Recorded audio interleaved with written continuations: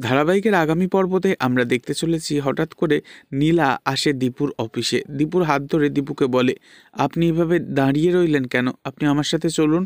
তখন দীপু বলে, আমি যাব না। কথা শুনে নীলা বলে, আপনি আমার সাথে যাবেন না? আমি একা একা বাড়ি ফিরে যাব আর আপনি? ঠিক তখনই দীপুর বস বলে ওঠে, ও এখানেই থাকবে, তুমি একা ফিরে যাও, অফিসের বাইরে অটো পেয়ে যাবে। এভাবে অপমান মাথায় নিয়ে নীলা একা একা রাস্তা দিয়ে হাঁটতে থাকে। হঠাৎই মাথা ঘুরে রাস্তায় পড়ে যায় নীলা। তখন দীপু অফিসে দাঁড়িয়ে মনে মনে বলে, নীলা ঠিক আছে তো? আমার কেমন যেন একটা অস্বস্তি লাগছে, ওর কোনো বিপদ হলো না তো আবার? এরপর দীপু নীলাকে দেখবার জন্য অফিস থেকে বেরোতে গেলে অমনি জ্যাস দীপুর হাতটা খপাত করে ধরে আর বলে ওঠে, তুমি কোথায় যাচ্ছ?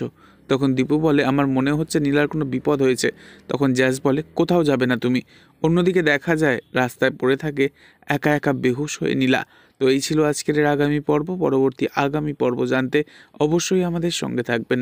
ধন্যবাদ।